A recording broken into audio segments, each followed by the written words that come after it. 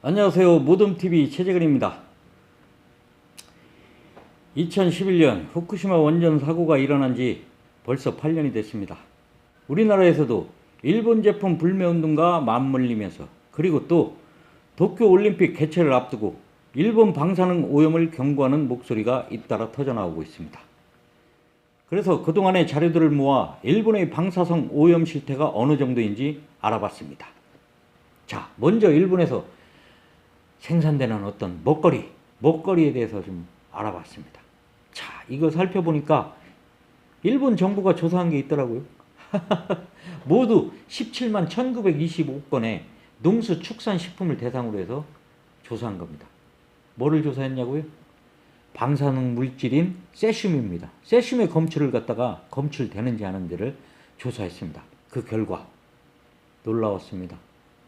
우리 이거를 갖다가 지난 4월에 우리나라 시민단체인 시민방사능 감시센터하고 환경운동연합이 분석해서 발표를 했는데요. 자, 종류별로 방사능 검사 결과를 보면 농산물은 18.1%, 그리고 수산물은 7%나 됩니다. 수산물. 아이고, 수산물 이거 어떻게 먹을 수 있겠습니까? 수산물 7%. 근데 또 더욱 놀라운 것은 야생육이 44.6%나 된다는 사실입니다. 기타 가공식품에서도 2.5% 방사성 물질인 세슘이 검출됐습니다. 유제품, 우리 유제품 많이 먹지 않습니까? 근데 여기서도 0.2%나 세슘이 검출됐다는 사실. 그리고 축산물에서는 0.03% 비율로 방사성 물질인 세슘이 검출됐고요. 가장 높게 세슘이 검출된 품목은 멧돼지입니다. 멧돼지.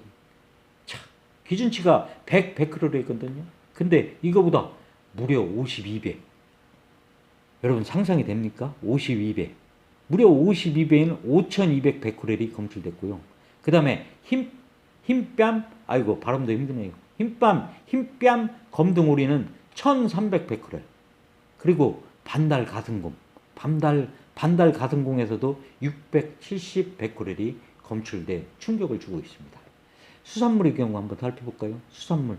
아이고, 수산물은 그냥 산천어에서 기준치를 초과한 140 베크렐이 검출됐고요. 산천어 아시죠?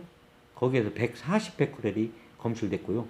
산천어를 비롯해갖고 방사성 물질 검출 수치가 높은 수산물을 살펴보니까 곤들메기, 여러분 곤들메기 아시죠? 곤들메기. 그리고 우리 송어에 먹잖아요. 송어.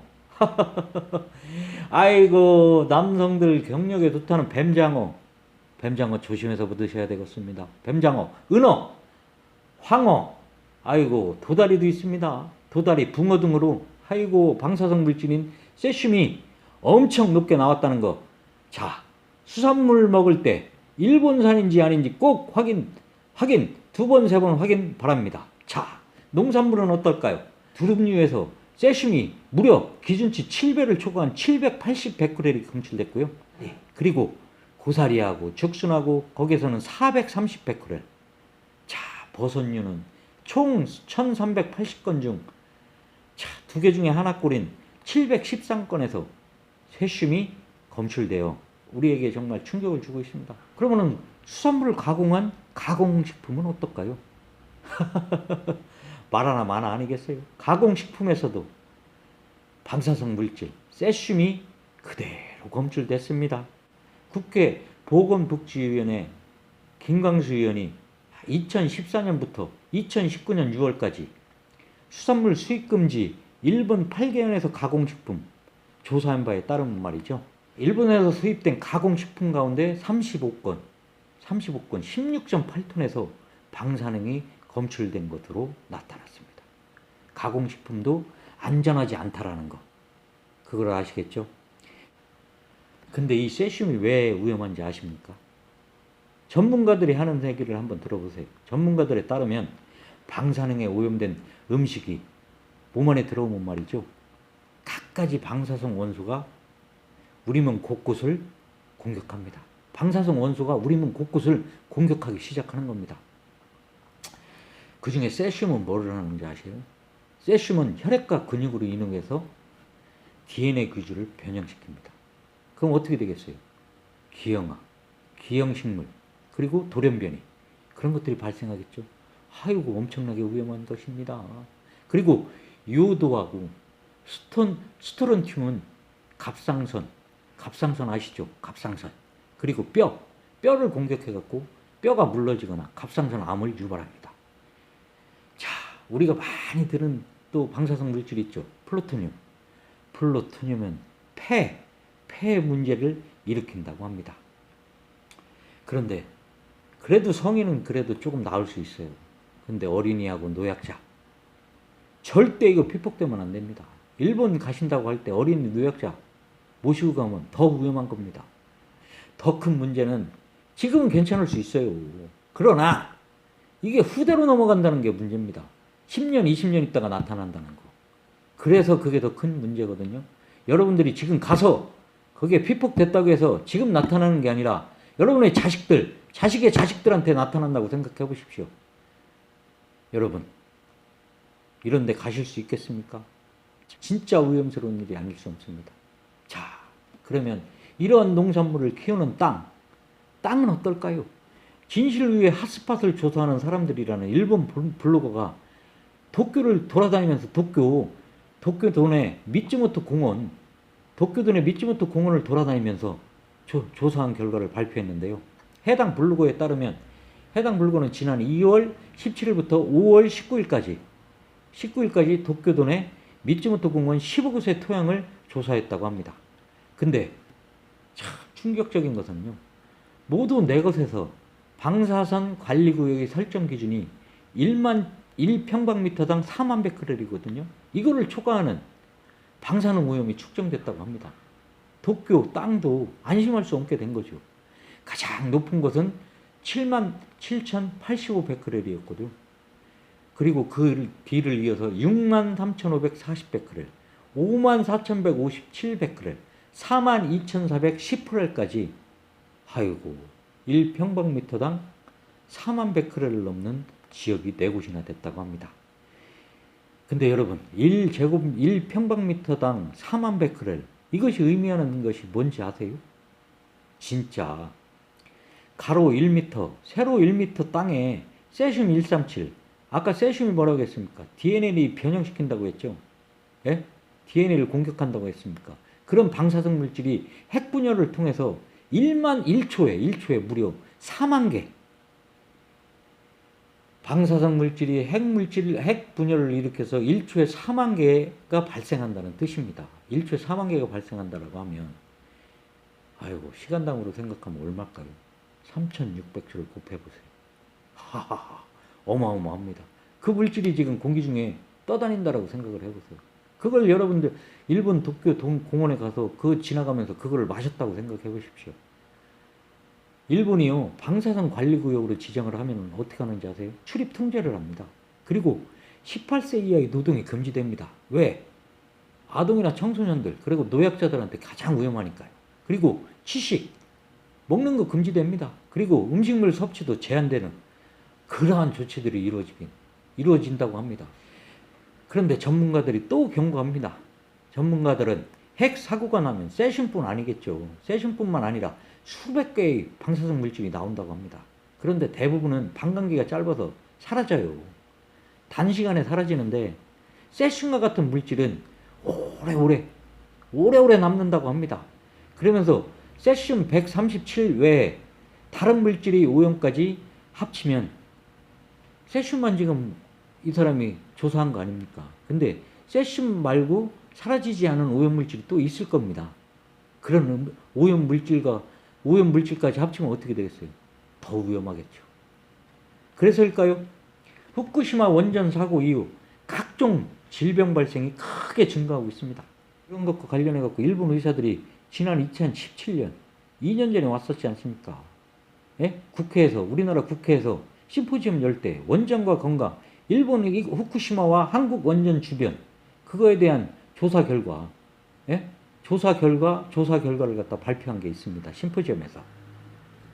그러면서 거기에 보면은 후쿠시마 현립의과대학이 2010년과 2012년 후쿠시마 현내 각종 암과 질병을 비교한 자료가 나옵니다. 한번 읽어보겠습니다. 소장암은 무려 400%, 13건에서 52건이나 증가했고요. 전립선암도 300%, 77건에서 231건, 그리고 뇌출혈 환자들도 300%나 증가됐습니다. 13건에서 39건으로 늘어난 것인데, 또 대장암 297%, 백내장 227%, 그리고 조산 있죠? 조산하고 저체중 출산 166%, 폐암도 163%, 협심증 157%, 위암 129%, 식도암 122% 등으로 다 늘어났습니다.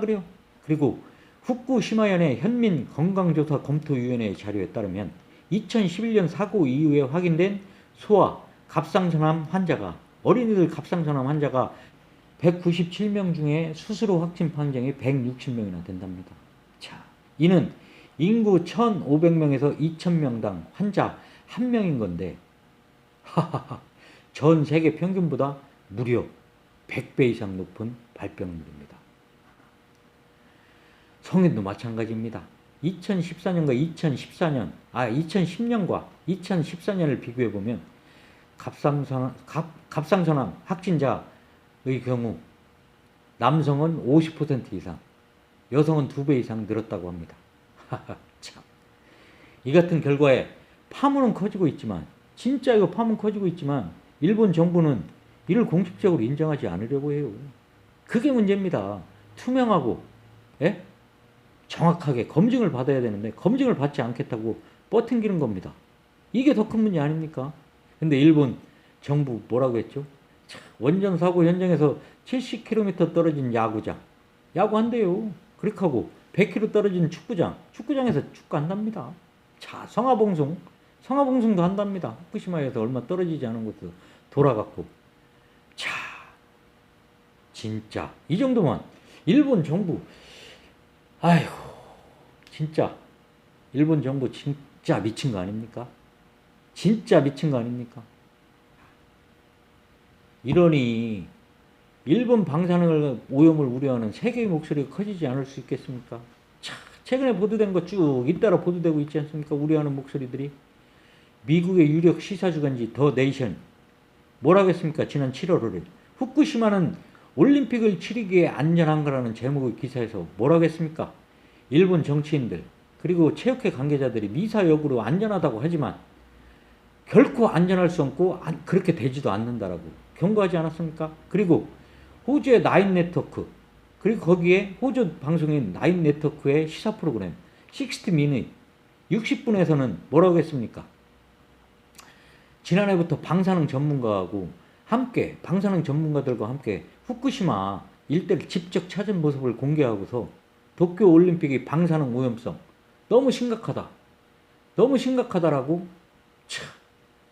경고하고 나섰지 않습니까? 이 방송에 출연하는 호주 출신의 소아과 의사, 그리고 핵 전문가 헬렌 켈디콧 박사가 한 얘기를 한번 들어볼까요? 어떤 병이 발생할지 알기에 큰 충격을 받았다.